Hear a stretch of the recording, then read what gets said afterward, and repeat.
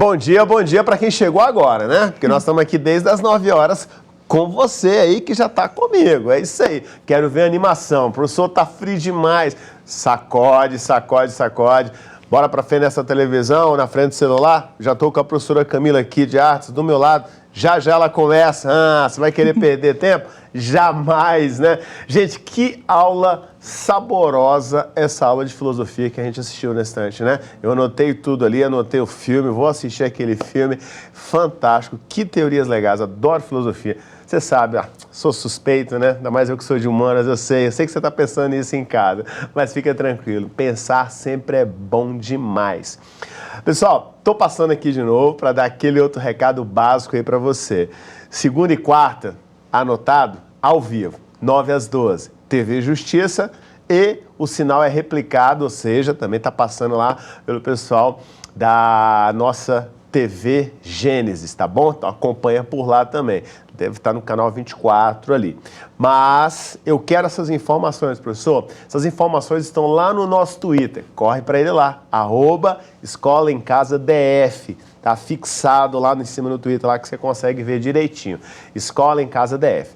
E aqui na TV Justiça também tem o Twitter. Você já está seguindo? Que ótimo! É @TV Justiça. Bem, se você conhece alguém, por exemplo, aí, que não está conseguindo acessar de jeito nenhum ao canal, não tá dando certo, aí você dá a dica para ele. Ou vai para a TV Gênesis ou no YouTube. Opa, como assim? O YouTube da TV Justiça agora está ao vivo, ele está streamando lá. Vai para lá também que você consegue acompanhar conosco. Porém, se você perdeu alguma coisa, perdeu algum horário, alguma coisa aconteceu com você, a primeira aula, à tarde, a partir das 13 horas, tem reprise. Reprise é na TV União, canal número 11.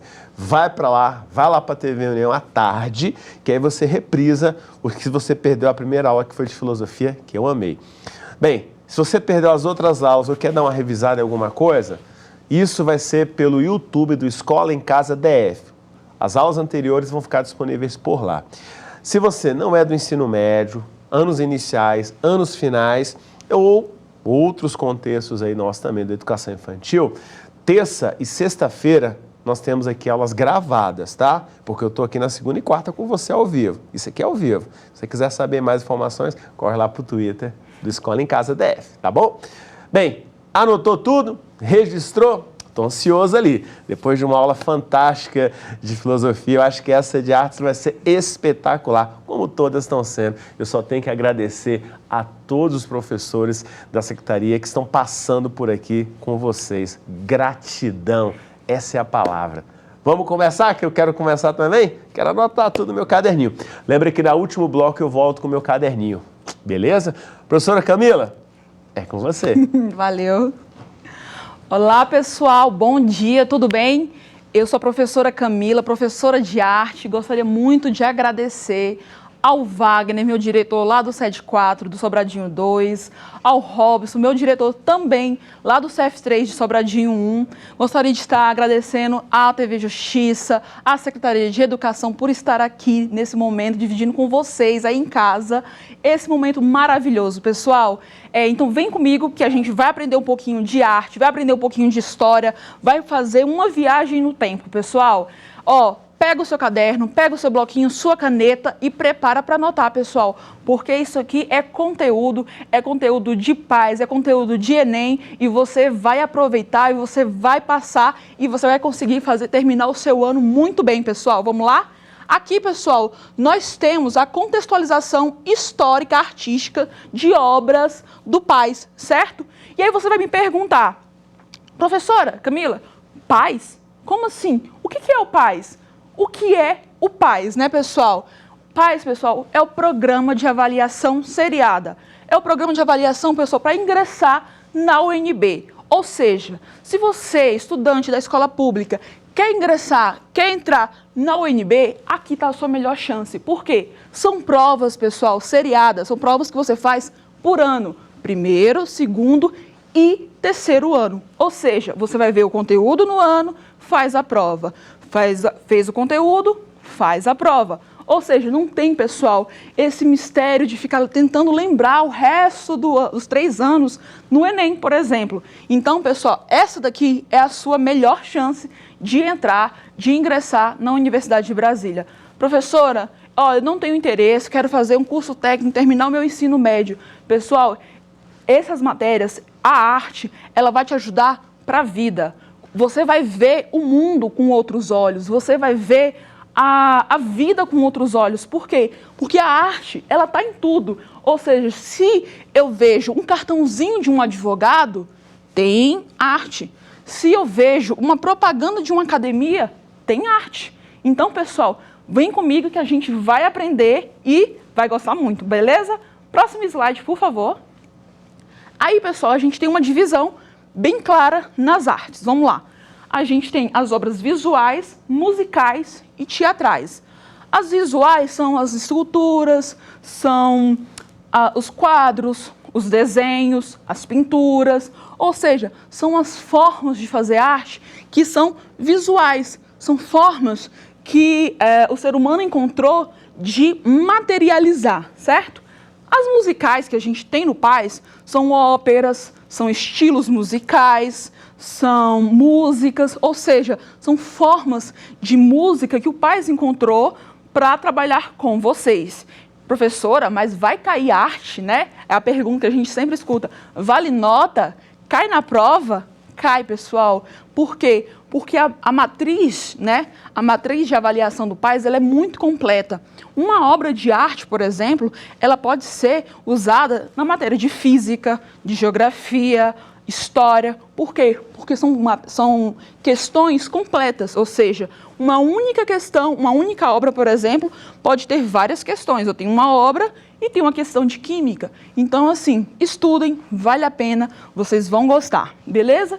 E temos as obras teatrais, ou seja, os textos escritos pelos dramaturgos.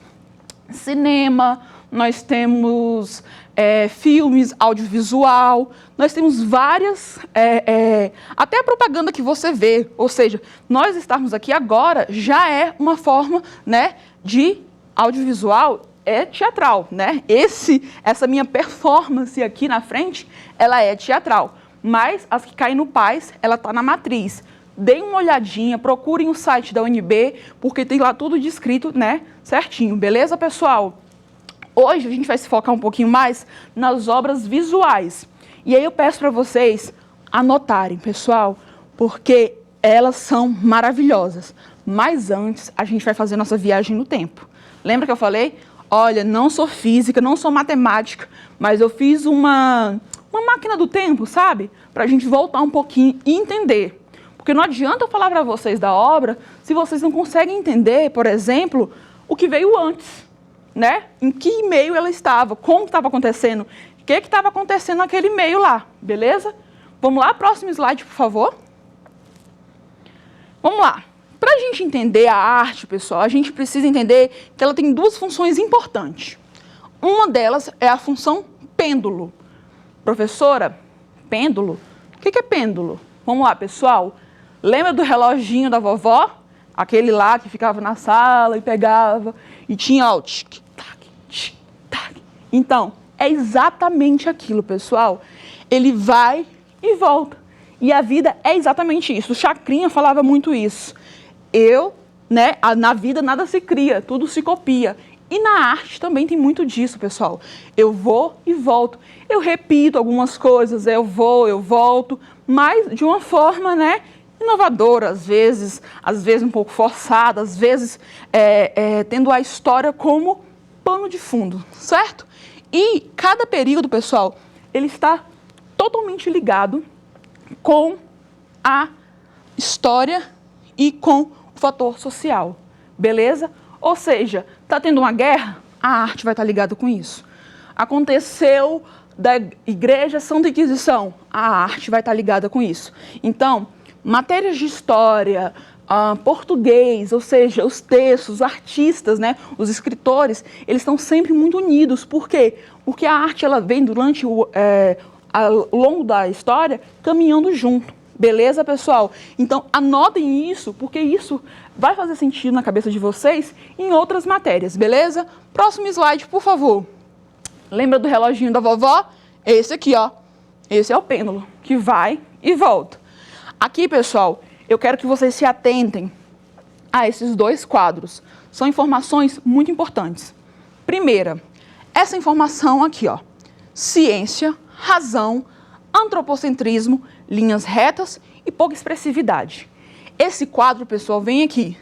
A ciência, ela vai estar sempre ligada com a razão, ou seja, a minha capacidade de administrar sem envolver a emoção, sem ter que pensar no o que vai acontecer, sem divagar, sem ter dúvidas. Eu vou reto e claro. Antropocentrismo. Professor, esse termo aí não é de artes, não. Realmente, não é de artes. Pessoal, mas o antropocentrismo é o quê? O homem no centro, a humanidade no centro. Ou seja, nós estamos lidando aqui com essa humanidade no centro, beleza? E linhas retas. Aqui a gente começou a falar de artes.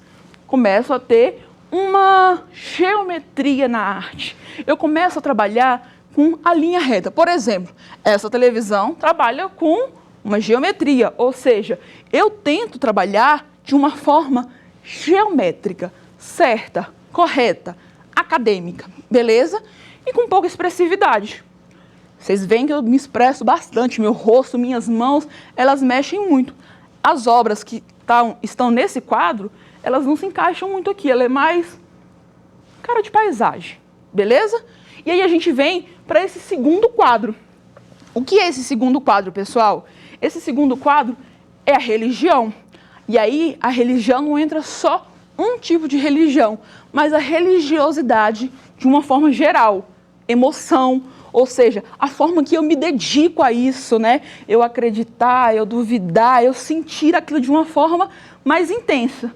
E o teocentrismo, ou seja, Deus no centro. Teo, Deus, centrismo no centro. E esse Deus, pessoal, não é só o Deus cristão, não, tá? É também o Deus, ou seja, a forma de crença. Tudo aquilo que você acredita e aí você não está mais no centro. Não é o homem mais no centro. É esse Deus que rege e que dita como vai ser as coisas, como serão as coisas, beleza? E aí as linhas já não são mais tão retas. Eu já não tenho mais essa televisão retinha. Vamos supor, eu tenho aquele espaço ali, ó, meio curvo, eu tenho umas linhas mais tortas, eu tenho a curva e a contracurva. Eu não tenho um padrão, certo, pessoal? Eu tenho a emoção guiando essas obras. E, por último, o excesso de expressividade. Como? É sentir aquela caras e bocas e faz isso. Sim, pessoal, é. E aí vocês vão ver que nos quadros e também nas estátuas tem isso. Caras e bocas e fecha e abre. Parece esquisito, mas as obras são marcadas com isso. E ela vem e vai. Próximo slide, por favor. E aí, assim, isso aqui, pessoal, era para ser uma linha do tempo, mas acompanhe meu raciocínio. Eu tenho aqui a antiguidade clássica, certo? Lá nos gregos e romanos, há muito tempo atrás, certo? Antes de Cristo. Eu tenho esse pessoal ali, lembra lá no 6º ano, 7º ano, quando você viu colunas e você viu os arcos e tudo mais? Esse pessoal, ele é o que dita como a nossa cultura é hoje. Os gregos e os romanos, certo? Pessoal, agora é a hora de prestar bastante atenção, porque essa viagem aqui no tempo, ó, as nossas obras vão se encaixar nelas, beleza? Então, assim, a antiguidade clássica, eles foram ali, o nascimento. Como que nasceu? Como surgiu a arte? Como eu entendi fazer a arte no mundo? Beleza? Então, assim, eles, digamos, foram os pais da arte. Foram os que geraram o primeiro fazer arte. Beleza? E aí, esse fazer arte, pessoal, ele tinha esculturas, eles tinham pinturas em parede, eles tinham mosaicos, eles tinham vasos muito bonitos. Então, tudo isso, eles foram aprimorando ao longo dos anos. Tudo isso antes de Cristo, beleza? como trazer a água da montanha. A ciência era muito avançada para a época, né? Você pensar que não tinha energia, você pensar que não tinha luz elétrica. Como que eles conseguiam fazer tantas coisas sem essa tecnologia? E eles conseguiam gravar, por exemplo, pegavam as próprias pedras da natureza e faziam um mosaico. Então, tudo isso foi feito antes de Cristo. E aí, o que acontece, pessoal? Tem um fato histórico. Lembra que eu falei para vocês que a história manda muito? Um fato histórico que acontece. O nascimento de Cristo. E aí eu vou mais uma vez pedir para vocês. Perdoem a professora Camila. Eu não estou falando aqui, pessoal, de religião de ninguém. Não estou falando aqui do Deus de ninguém. Beleza? Mas foram fatores históricos que aconteceram. Eu tive uma igreja católica muito poderosa. Muito potente. E essa igreja católica teve muita força na Idade Média. Ou seja, ela suprimiu, ela abafou tudo que estava acontecendo. Por quê? Tudo acontecia em favor dessa igreja. As obras de arte, os artistas, todos, os cientistas, eles foram abafados. Tudo trabalhava e funcionava em favor dessa igreja católica. A Santa Inquisição aconteceu nesse período. Ou seja, as obras, elas não tinham tanta identidade. Beleza. E aí, o que acontece, pessoal? A Idade Média, ela foi considerada como a Idade da escuridão, digamos assim. A Idade das trevas. Por quê? Porque a arte, ela foi morrendo. Lembra que ela nasceu na Antiguidade Clássica? Então, ela foi morrendo. Pessoal, licencinha, eu vou tomar só uma água rapidinho, tá? Obrigada. Continuando. A Idade Média, ela sucumbiu com os artistas. E ela não foi rapidinha, não. Ela demorou, pessoal, em torno de 15 séculos, ou seja, 1.500 anos. 1.500 anos de retrocesso. Tudo aquilo que eu nasci na Antiguidade Clássica, eu fui morrendo aos poucos, eu fui diminuindo. E aí, pensa, você é artista, estava evoluindo na anatomia da sua estátua, da sua pintura, de repente foi morrendo, morrendo, morrendo. E aí, na Idade Média, tudo aquilo parecia que estava só a favor da Igreja Católica. Só que não, pessoal. Precisamos de super-heróis, certo? Super-heróis são os que salvam a arte. E aí, a gente precisa renascer, beleza? Ó o macete. Se eu estou na Idade Média, quase morrendo ou morto, eu preciso renascer no Renascimento. Ó a dica. Renascimento. E aí, eu preciso de super-heróis. Meus alunos sempre perguntam, professora, super-herói? Como assim super-herói? Pessoal, lembra lá dos Tartarugas Ninjas? Professora, Tartaruga Ninja. Pessoal, Tartaruga Ninja. Vamos lá. Michelangelo, Leonardo, Donatello. E qual é o último? Alguém lembra? E Rafael, pessoal. Leonardo da Vinci, Rafael Sanzio, Michelangelo, o pintor da Capela Sistina, e Donatello, o escultor, pessoal. Foram eles. Eles foram os grandes heróis do Renascimento. Aqui no estúdio vocês não estão ouvindo, mas tem muito fã de Tartaruga Ninja. E agora eles estão sabendo também que o Renascimento, pessoal, tiveram esses grandes heróis. Então, toda vez que você lembrar dos Tartarugas Ninjas, você vai lembrar do Renascimento. Você vai lembrar que no Renascimento precisou de heróis para ressurgir essa arte. Beleza, pessoal? E aí, o que historicamente estava acontecendo? O que estava acontecendo no mundo? Se eu vou para aquele antropocentrismo, a Igreja Católica, que era tão poderosa, ela perde força. Lembra daquele cara Martinho Lutero? Eu tenho um movimento da Reforma Protestante. Então, eu tenho uma separação da Igreja Católica, eu tenho uma perca da Igreja Católica. Essa Igreja Católica, ela começa a perder força. E aí, nesse renascimento, a ciência começa a ter força, né? O antropocentrismo começa a entrar em cena. Eu começo a ter novamente os artistas ganhando força, os heróis, né, do renascimento. Mas a Igreja Católica não fica feliz com isso, não. Se está acontecendo a reforma protestante, eles fazem, não, peraí, vamos vir com um movimento de contra-reforma, isso não está certo não. E aí eu venho para o barroco. Porque o que o cidadão está pensando? Eu vou para reforma protestante ou eu vou para contra-reforma? Ele está na dúvida. E aí, se eu tenho dúvida, a emoção predomina. Se eu tenho dúvida, a minha emoção, a minha tensão começa a predominar, pessoal. E aí eu tenho o barroco. O barroco é justamente isso. Esse momento de tensão, de estátuas e momentos de muita tensão, linha curva, excesso de tecido nas estátuas, nos desenhos, enfim, até nas peças musicais, a gente tem muita intensidade. Por quê? Porque o cidadão do mundo está vivendo isso. E aí eu falo mundo, pessoal, voltado para a Europa, tá? Porque a gente fala nesse contexto artístico todo, voltado para a Europa. Tudo isso meio que acontece no Brasil com um delay. Acontece na Europa, passa ali uns anos ou até mesmo uns séculos, e aí vem para o Brasil. Então, agora eu estou falando no contexto Europa.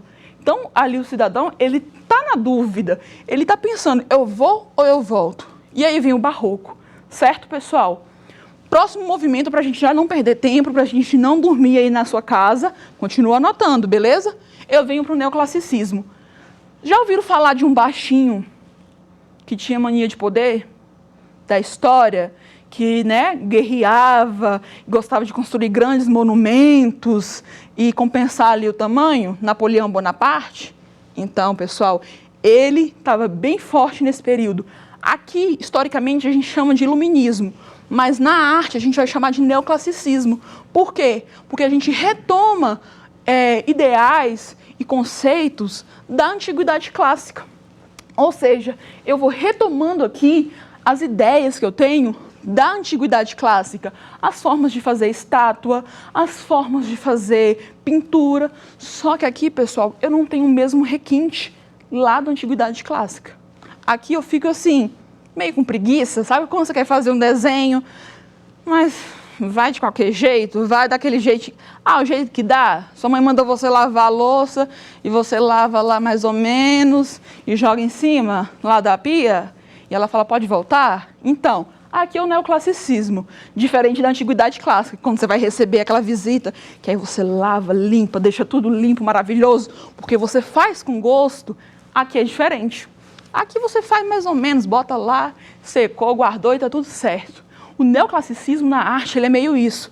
Ele é feito, mas ele é feito sem paixão, ele é feito só para acompanhar o momento histórico, beleza? Mais uma licencinha para beber uma água, tá, pessoal?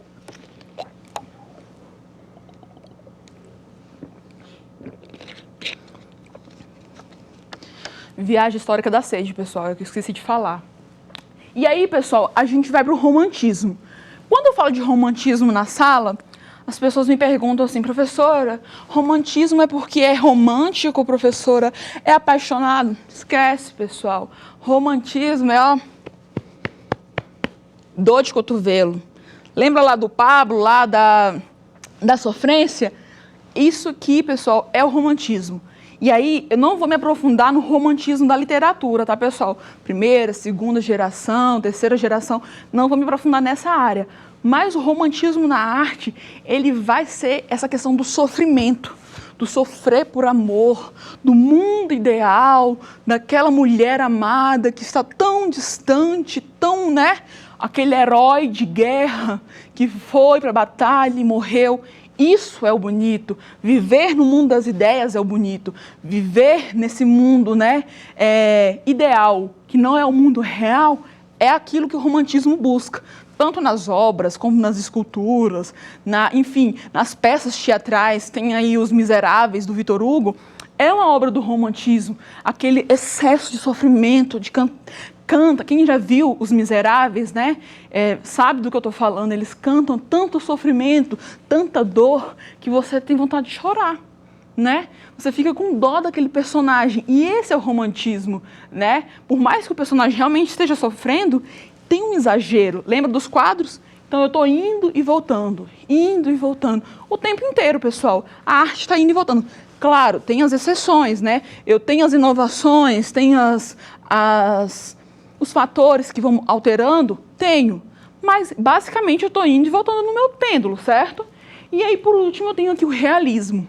Lembra que o romantismo está vivendo no mundo das ideias, confabulando, pensando em tudo? Aqui não. Aqui, essa garrafa de água é uma garrafa de água. Isso aqui não vai se transformar num mar de lágrimas. É uma garrafa de água. Ponto. Acabou. Se eu vou fazer a pintura dela, ela vai continuar sendo isso. Por quê? O realismo é real. Sem mais. Sem mais tentativas de mentir isso. Sem tentativas de ficar enganando sobre isso. E não é um enganar fajuto, não é um enganar maldoso, mas é isso. Realismo é isso. Televisão é televisão, garrafa é garrafa. Ponto e acabou. E aí o realismo vem por quê? Porque eu estou uma revolução industrial ali, ó, batendo na porta. A revolução industrial está chegando. Então, eu não tenho tempo de ficar pensando, sonhando. E a arte, ela não tem tempo de ficar ali, ó, divagando, pensando. Ela tem que acontecer. Beleza, pessoal? E aí o realismo acompanha isso.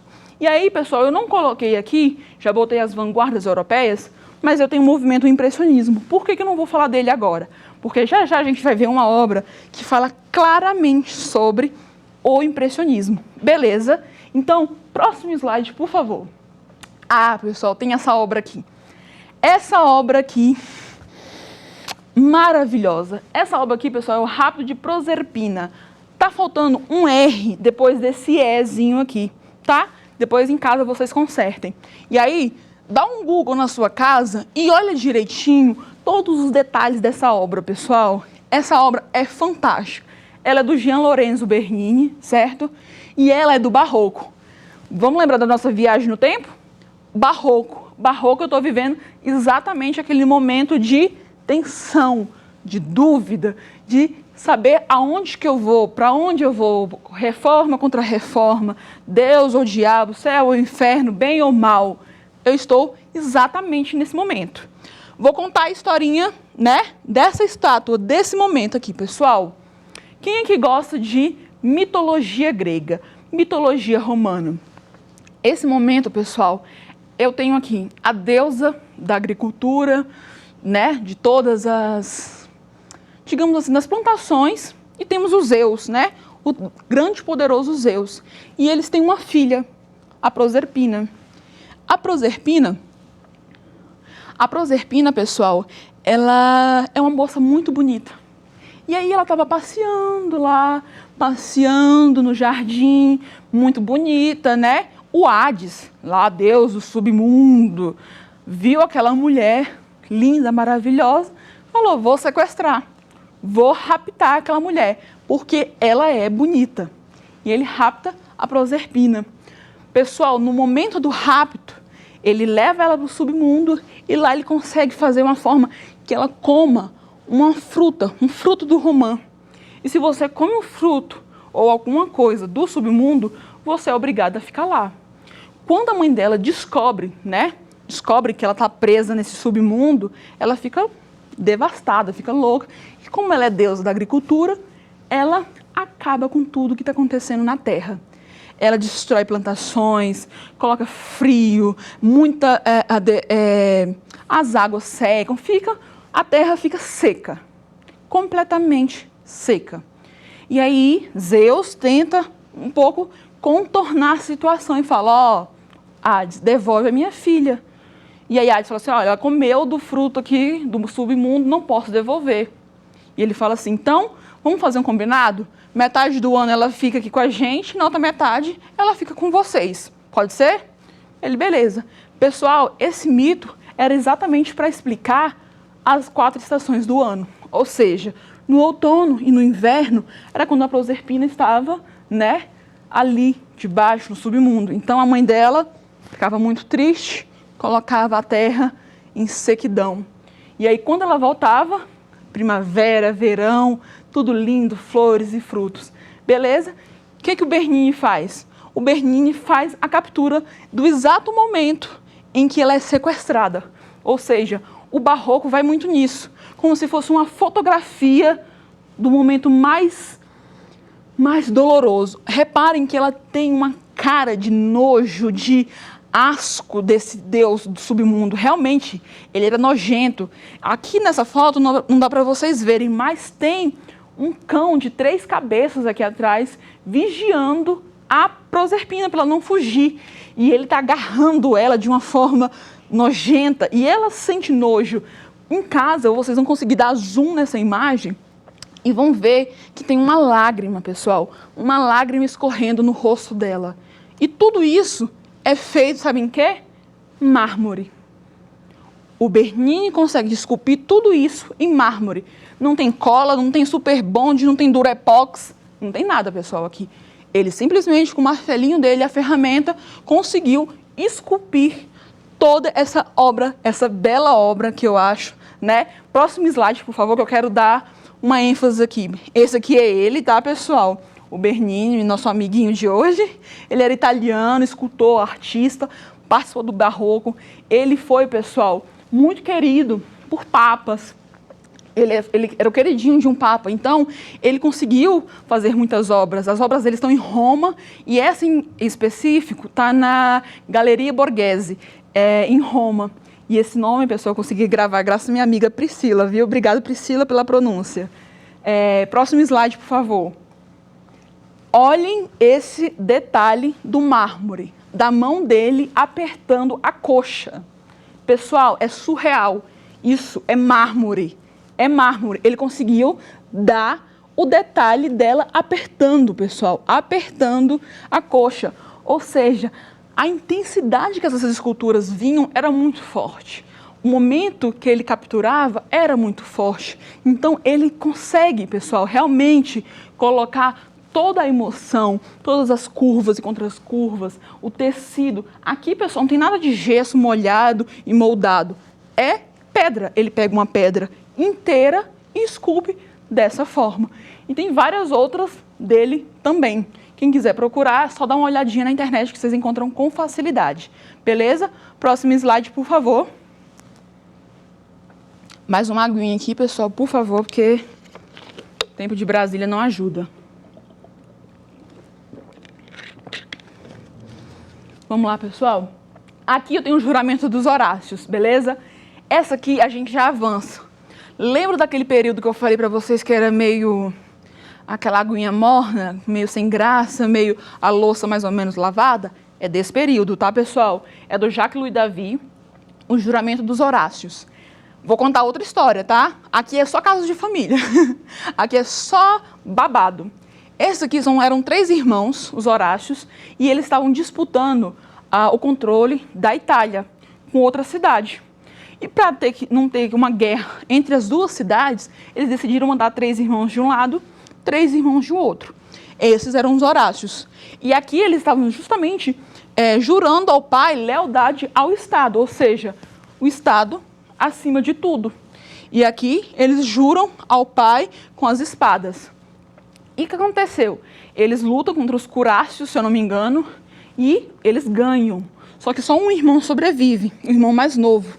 Quando ele chega da batalha, né, super feliz, a irmã Camila, minha xará, que está aqui no cantinho, não dá para ver, mas ela está aqui no cantinho, ela começa a chorar, porque ela era noiva de um dos que morreram. Ela era noiva de um dos rapazes que foram assassinados. E o irmão dela, vendo aquela cena dela chorando, pega, saca a espada e mata a própria irmã. Como assim você está chorando por um inimigo? E aí o pai, ao invés de, né, defender a filha, ele aplaude o próprio filho. Por quê? Porque o filho foi leal ao Estado, foi leal ao, né, o ideal que ele acreditava, ao invés de colocar a emoção na frente. E aí, o que o Jacques Louis David queria com isso? Ou seja, eu tenho ali Napoleão governando, eu tenho lealdade ao Estado, eu estou recuperando ideais da antiguidade clássica, eu quero manter a ordem, eu quero que os meus soldados sejam leais a mim. Eu faço uma pintura que remete a esse período. E aí eu tenho o juramento dos Horácios. Lembrem que tudo remete à ordem. Próximo slide, por favor. Olhem aqui. Eu tenho a geometria nos triângulos. Eu tenho 3 arcos, 3 homens, 3 espadas, 3 posições, certo? Porque eu tenho aqui os irmãos como lealdade, eu tenho o pai como centro do poder e as mulheres e as crianças como a parte mais fraca no canto e mais baixa, certo? Então, tudo isso no quadro era desenhado propositalmente, nada era em vão. Tudo que era colocado, triângulo aqui, era de propósito, era feito com intenção disso. Beleza, pessoal? Próximo slide.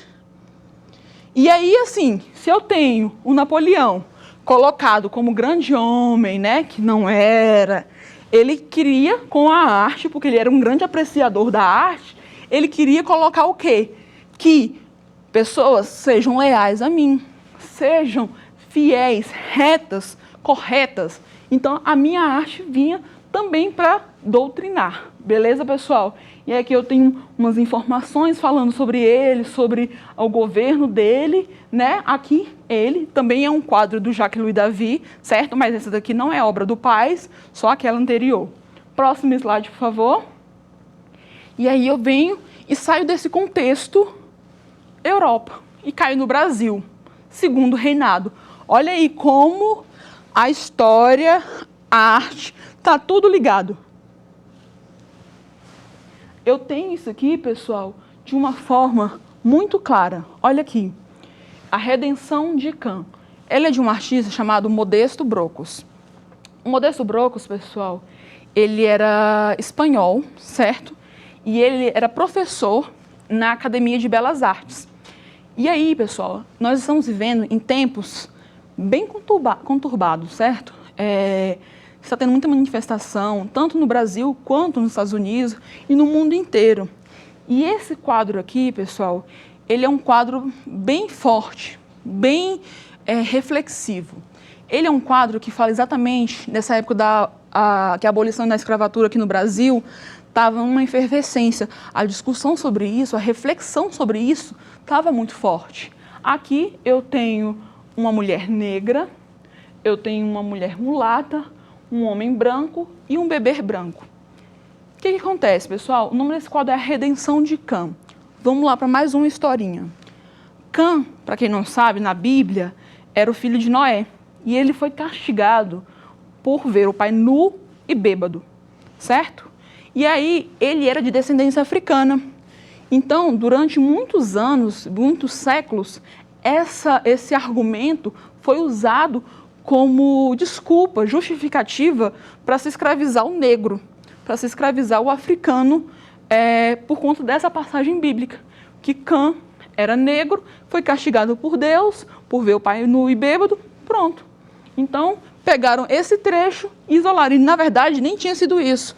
Mas, como a humanidade tem essa sujeira, ela se apega nesse versículo e pronto. E usa disso como justificativa para usar e escravizar a humanidade e o homem negro. E aí, o que ele vem dizer? O Cã sofreu a sua redenção, né? Aconteceu a redenção, ele pôde respirar. Por quê? Essa mulher negra está agradecendo por esse bebê ter nascido branco. Essa menina, essa mulher, provavelmente é a filha dela. E este homem é o marido, né, dessa mulher.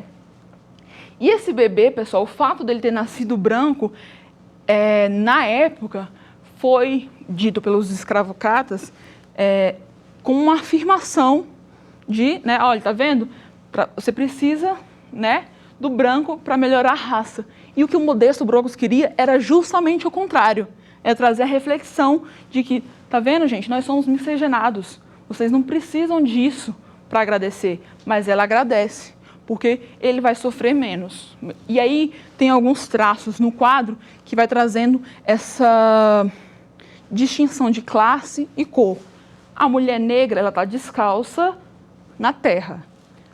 A mulata, ela já, pelo contrário, ela está no meio do caminho. Você não vê os pés, mas ela está entre as pedras e a terra. Já o homem branco está calçado e está nas pedras, ou seja, ele já está sentado, ele está meio que indiferente à cena. Ele olha para aquilo tudo, meio de olho, assim, de rabo de olho, olhando de cantinho. Por quê? Porque ele está meio alheio, mas levemente feliz pelo filho ter nascido branco, certo? E essa mulher, ela agradece. Mas reparem que aqui elas não vêm com vestimentas tradicionais brasileiras ou africanas. Elas vêm com vestimentas europeias, ou seja, eu preciso de alguma forma me colocar nesse padrão para poder ter algum reconhecimento. E vejam que ainda assim a casa não é uma casa tão luxuosa, é uma casa humilde. Ó, você consegue ver pelos traços da casa que a casa é humilde. Então, assim, pessoal, quando forem estudar esse quadro, quando forem estudar o Segundo Reinado, deem atenção, porque essa obra já caiu, né, na prova do Paes. Ela já foi uma obra de estudo do Paes, se não me engano, em 2017, tá? Ela caiu, ela foi inclusive a capa do caderno da prova. Então, assim, caíram questões de português, caíram questões de história, geografia, e perguntando sobre o Segundo Reinado, mas também para avaliar essa questão do racismo no período, né? O que acontece até hoje, né? A questão da diferença social e de várias outras questões, pessoal. Então, deem uma olhada com carinho nessa obra, em casa, pesquisem mais sobre o Modesto Brocos, sobre a história dele, apesar de espanhol, estar no Brasil, estar trabalhando na Academia de Belas Artes. Beleza? Vou tomar mais uma aguinha aqui. Próximo slide, por favor.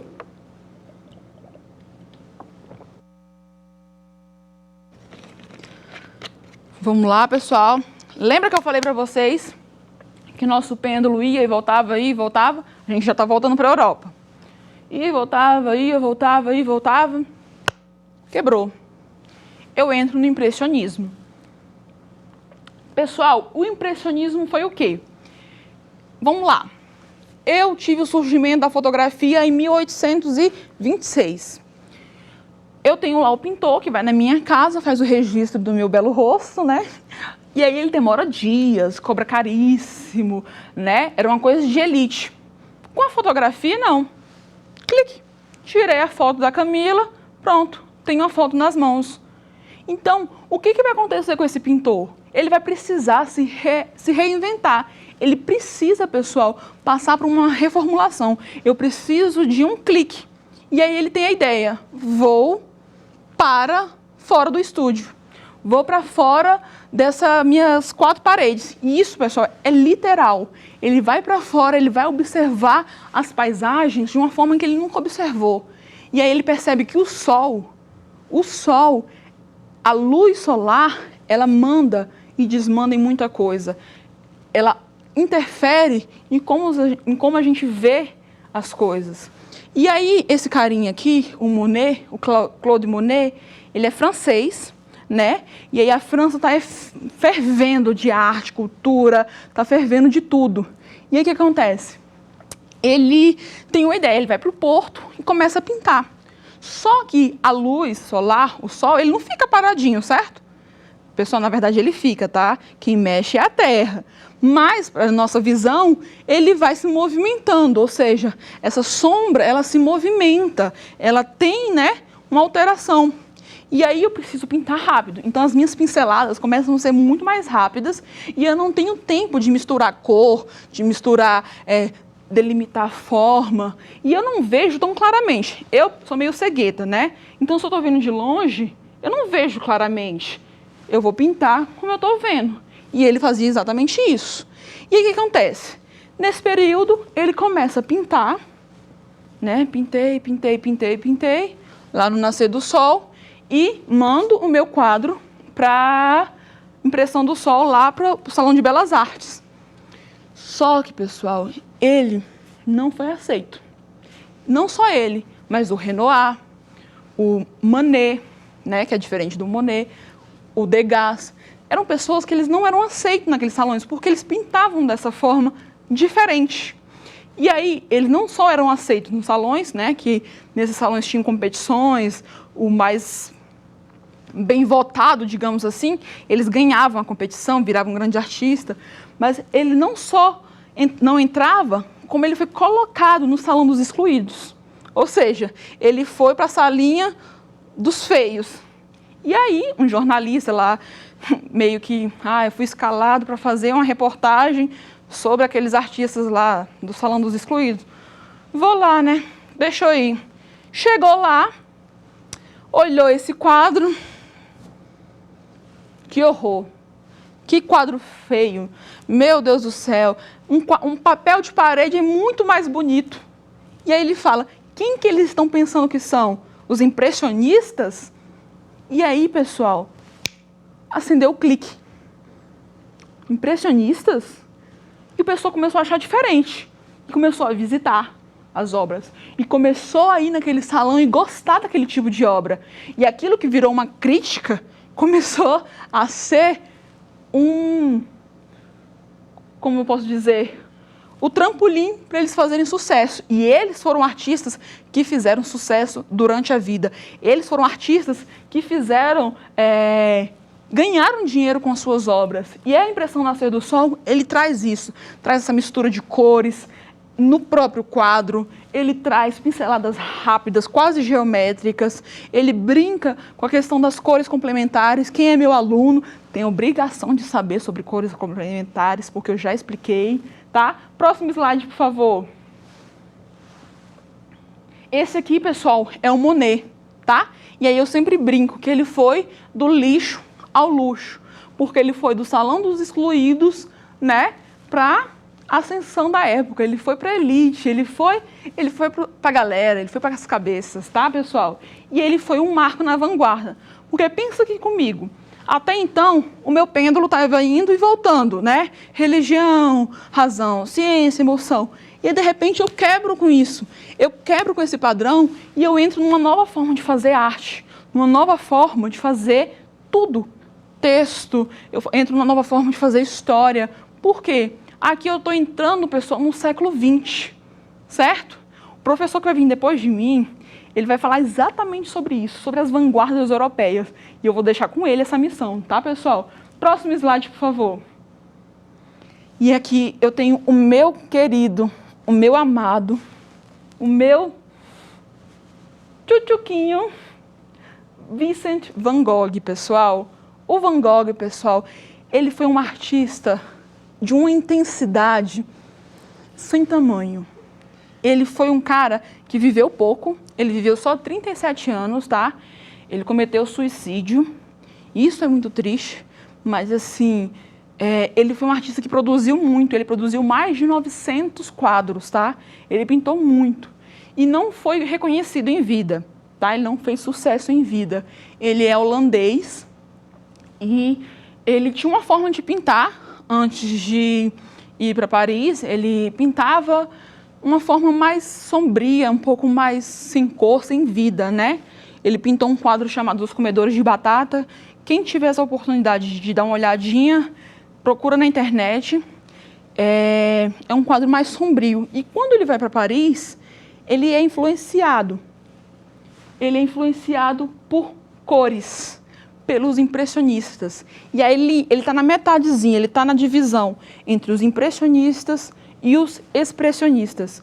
Ele está no meio, pós-impressionista, pré-expressionismo.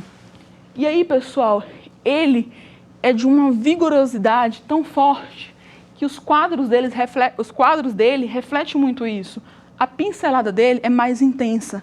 É tão intensa que a pintura chega a ter um relevo, tá?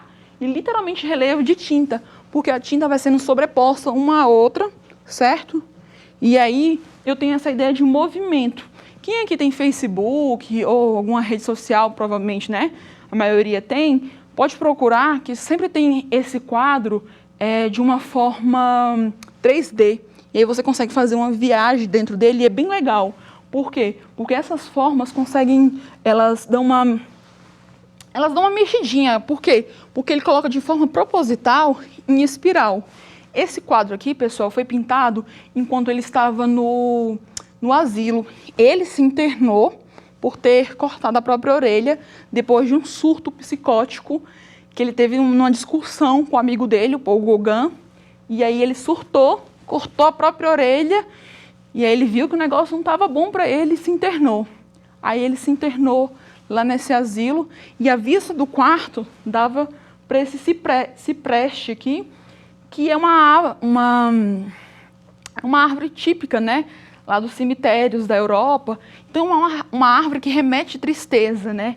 Só que você pode perceber que ela tem um movimento, ela tem, né, um balançar, mas tem cores escuras. Eu tenho um azul que é uma cor fria, uma cor triste, mas eu tenho um amarelo, ou seja, ele pincela nessa noite estrelada, né, um amarelo, ou seja, tem uma vida, mas ao mesmo tempo eu tenho uma tristeza. E aí, do nada, ele coloca em terceiro plano aqui esse vilarejo. Esse vilarejo não existia. Ele pintou de memória lá da Holanda, lá de quando ele era criança, ele lembrou e colocou aqui. E isso aqui você pode ver que está estático. Professora, tudo está estático, tudo está parado. Eu sei, mas você repara que o quadro, ele te dá a ideia de um movimento. Mas aqui o vilarejo não. O vilarejo parece realmente que ele está parado. Então, pessoal, o Van Gogh, ele foi um artista que ele usou muito das cores para colocar a emoção dele. E o expressionismo é isso. Mas também tem o impressionismo com essa pincelada bem rápida, bem geométrica, bem sobreposto cores por cores, tá bom? E aí, pessoal, eu queria muito que vocês pesquisassem outras obras, que vocês dessem uma olhada, enfim, que vocês realmente gostassem de arte. Eu não sei se eu fui cansativa, se eu fui rápido, acelerado. Vocês perdoem a professora Camila, tá bom? Eu espero que vocês gostem de tudo isso. Eu espero que vocês pesquisem mais sobre arte e olhem o mundo de uma forma diferente. Quando você olhar um cartão, um anúncio, fala, nossa, essa cor azul aqui é uma cor fria, é uma cor diferente. Então, pessoal, eu agradeço demais a oportunidade de estar aqui, de estar falando com vocês aí em casa. Eu espero que vocês tenham conseguido absorver tudo isso, toda essa viagem no tempo que a gente fez. E agora vocês vão ficar com o professor Avelino, se eu não me engano o nome dele, mas ele vai trabalhar, pessoal, com vocês as vanguardas europeias, que é maravilhoso, que vai exatamente falar sobre essa mudança que o mundo aconteceu, que aconteceu no mundo, né? Essa mudança que aconteceu em tudo. Beleza, pessoal? Muito obrigado. Me sigam nas redes sociais se alguém tiver alguma dúvida. O meu Instagram é @CamiSantos22. Cami com K, Cami de Camila, né? CamiSantos22, tá?